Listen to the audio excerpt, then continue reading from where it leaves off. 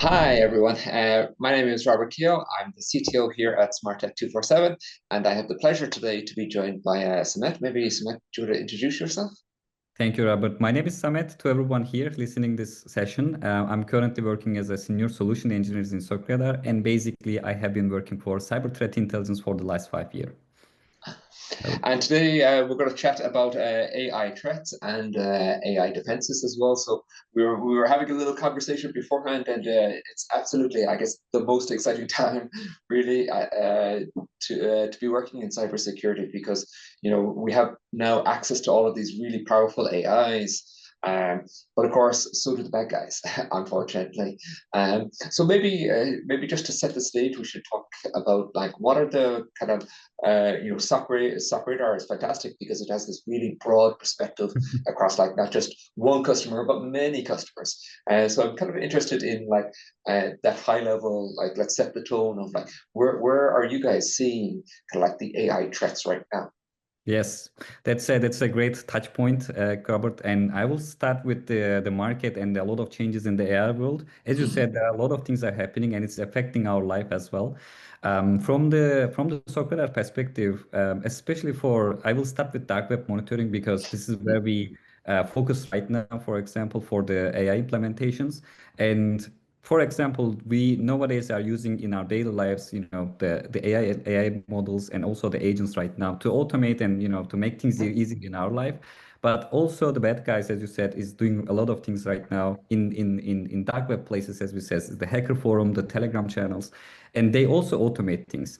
5 years ago, you received a phishing email, for example, and you can easily understand that's a fake email because there are a lot of typos Yeah, in a different language. You remember those cases. You can easily spot, hey, this is yeah, completely fake and wrong. But nowadays, for example, if I'm targeting a specific country, speaking a different language, I can just go to any LLM models and build the perfect email for me. no, So there are a couple other researchers right now from the threat intelligence vendors that said 80%, 90% of all those phishing emails now coming basically it's created in the LLM models.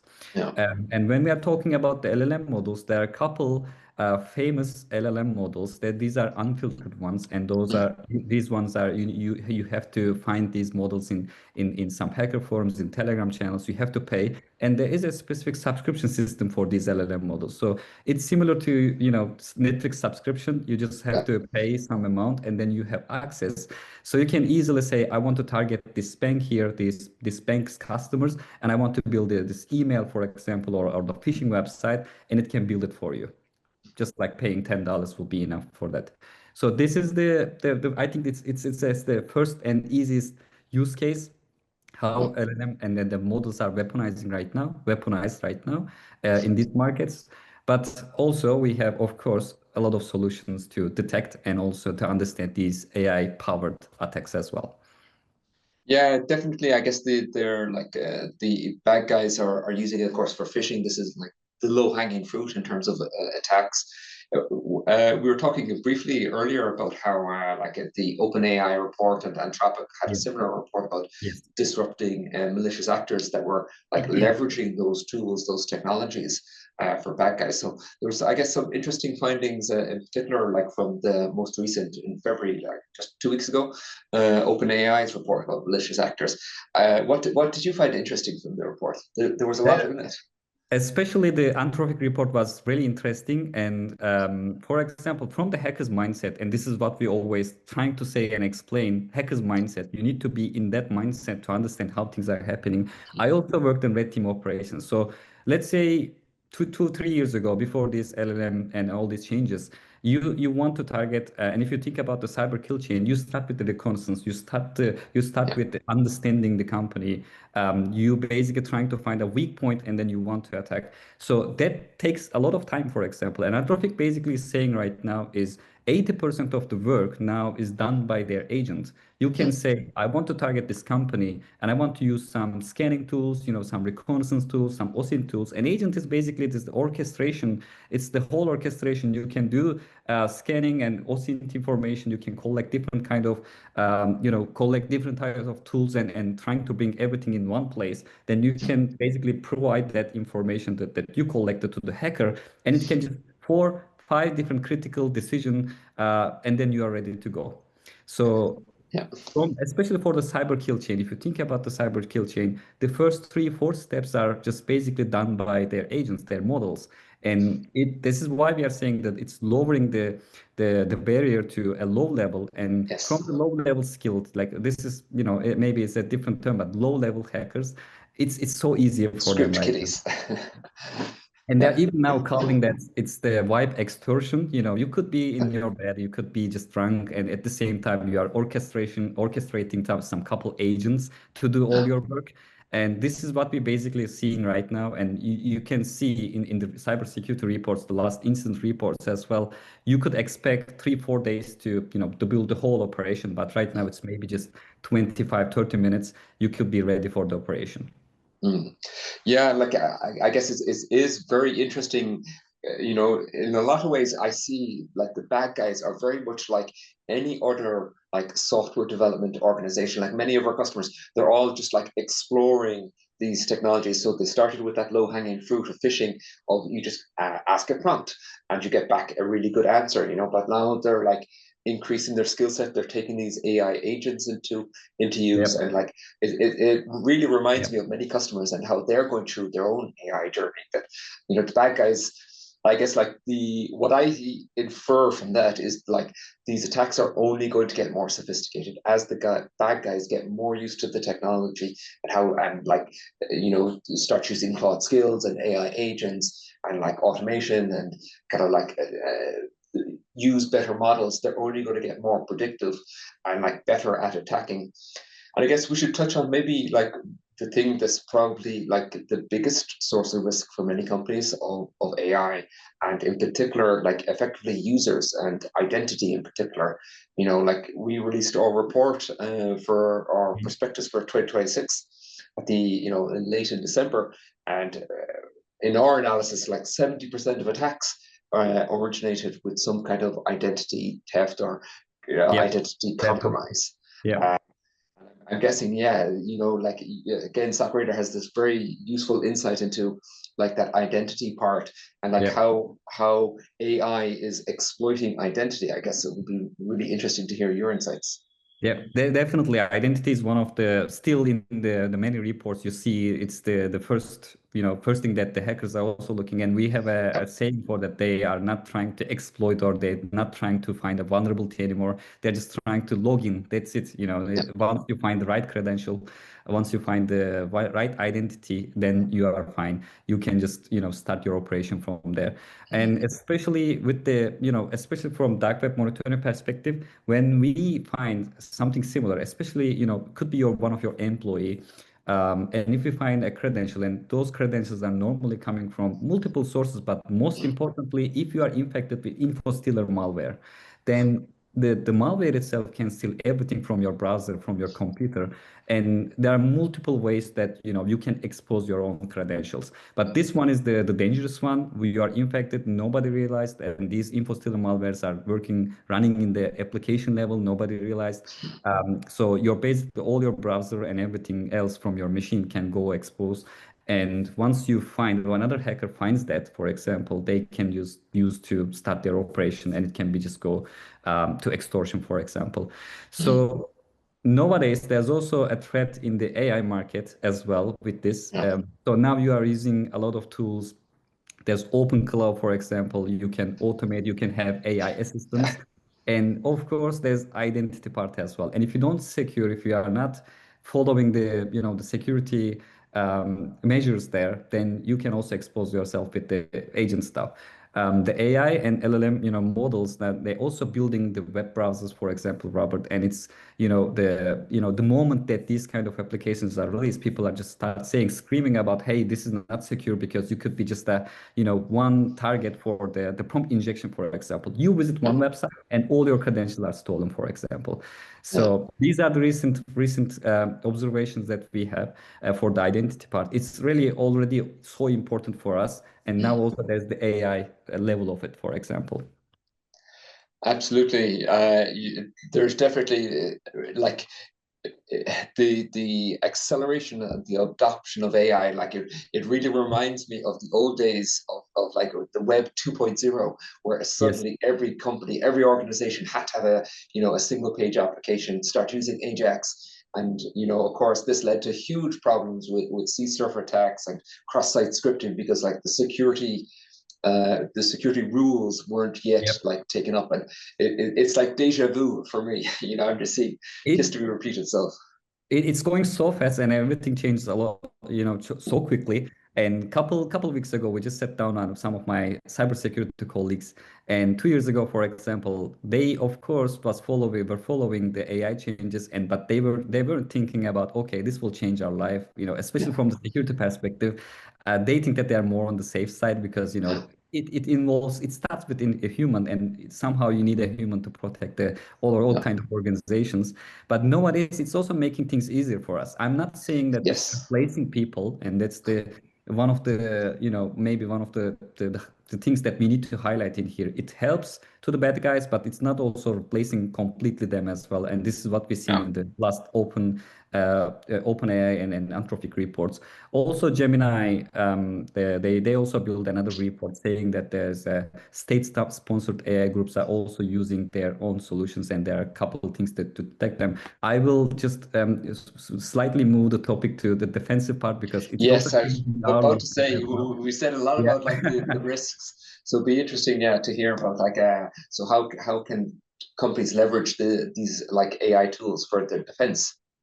Of course, like from I will touch two topics from the SOC perspective and also from the threat intelligence perspective. From the SOC perspective, I 3 years ago I was in a SOC, supporting the CTI operations, Mm, but you realize that there's the page. I will really explain. I want to really explain this topic because it's 90%. Maybe we get more efficient right now. We are 90% more efficient on this topic.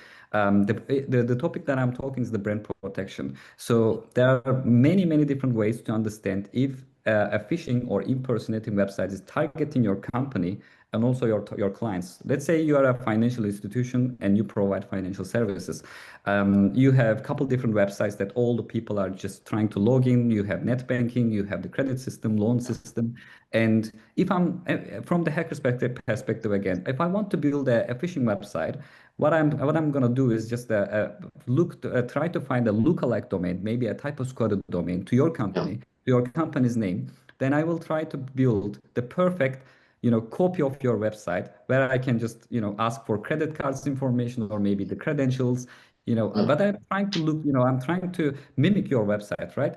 So it was always start with the human involvement again. There should be, in hacker forums, we see a lot of advertisement about, hey, I built phishing websites for you. yeah, They sell these phishing kits that you can build your own phishing infrastructure so that you can start, attacking these companies. So right now, to understand and define these kind of websites, you try to find these lookalike and potential websites. You try to understand if there is content on these websites, or yeah, let's say this could be a social media account as well. There are multiple ways to now target people. It could be just a TikTok account using your company's logo and sending yeah, people videos about your campaign, for example.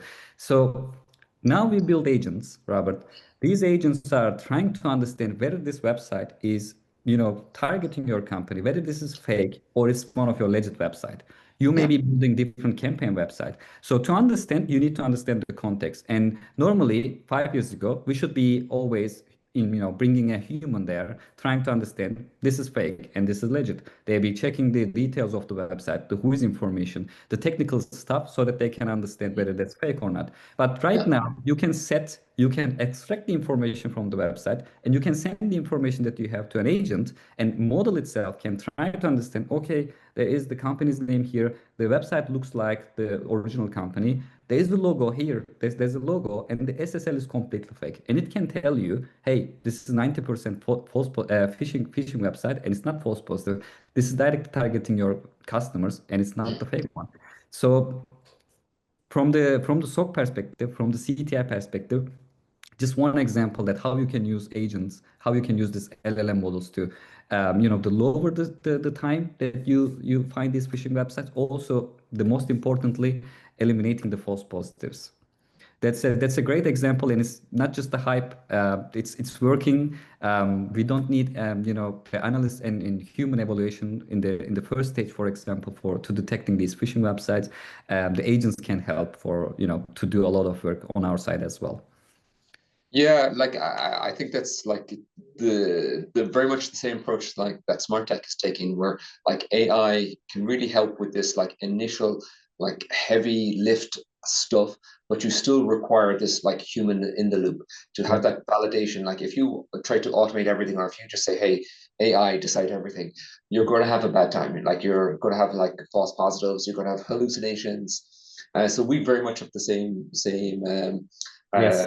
uh, kind of perspective on our side, that like AI is really about like empowering people, and like a force multiplier is the way I would often kind of like it describe it.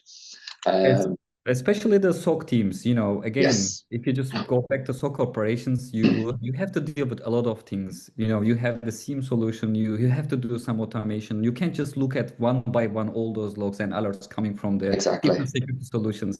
So for example, AI is perfect for leveraging to understand which one I should be focusing on. It can do a lot of things for you, and then, highlight things for the SOC teams. Also, in your daily operations, sometimes you need a script that does things for you, for example, or you need a rule, for example, to detect one specific attack, or building a playbook for your SOAR solution, to automate some stuff. So you can just go to any LLM model and try to, especially the security focused ones, they can do and try to build that system for you. They can automate things, and they can make it easier for the SOC team as well. So it's changing our life, and we are adapting, Robert. From the threat intelligence perspective, I can again talk and give you a lot of examples. One simple easy task for the analyst team that we have, Yeah, that they have to check and monitor a lot of places. And the yeah, thing is, we are monitoring different regions. The language is mostly different. You're trying to understand multiple contexts. So you can monitor these contexts, but to understand this is something else. So, for example, our analyst team is doing two things. One is behavioral analysis. What is happening there in the context. Also, the second thing is, once you find something, it's the context itself. Like it could be Russian language, for example. It could be in Arabic. And if you're not speaking, then you don't understand the context. But just LLM, you can just understand. You can explain what is happening there. yeah. It is kind of like one of the interesting kind of, if I again extract into the future, that companies that are full on AI and trying to replace humans entirely, that like they develop this huge reliance on the AI and the AI to be working and to not hallucinate, and it's definitely going to lead to some problems when you don't have a human in the loop, when things go bad. Um, but yeah, I guess we are almost out of time. So maybe just to quickly close, I guess just wanted to touch a little bit on kind of like SOCRadar, and I guess what can people look forward to? I mean, like it's maybe the most interesting time, as you said, for AI, and like how do you see like SOCRadar growing in the future, and what are the exciting things that you plan to bring out? Again, from our perspective, again, yeah, we were not replacing any human right now, but we are really Yeah, focused on agents because they help and make things easier for us. And we are also excited for the upcoming changes in the AI market as well. Every day, yes, this is what they say. Every day they can destroy a different startup, for example, by yeah, introducing a new feature. So we are closely tracking, what is happening in the AI world, and we're trying to adapt in every level. In the future, especially, we will be focusing on more on the agent side that can do things for our customers, also for our MSSPs, Robert. So you need another monitoring tool, for example, you can just deploy one agent and do that in our platform. Definitely, the future is going to be AI agents and like organizations, knowing, being able to secure them correctly, ensure that they have good data security, identity again, absolutely like critical, and making sure that shadow AI is going to be a huge problem for Another many problem. companies. Definitely. Great. Thank you again, Samet, for taking time. Always interesting, fascinating discussion. I think we could go on for an hour or two. No problem. But yes, thank you very much for taking the time to talk to us Robert, today. thank you so much for inviting me again. It was really nice to talk about AI and recent stuff, but also maybe we can just turn this into a session where we can discuss, what are the next steps. I think we could easily have a podcast, a weekly podcast, Yes. just talking about AI news and how it's impacting cybersecurity. Yeah. There's an idea for our marketing team. Yes. Thank you so much for again inviting me, and then have a great day ahead. Yeah. Yes, great. Thanks, Matt. Thanks, everyone. Thank you, Robert. Bye. Bye-bye.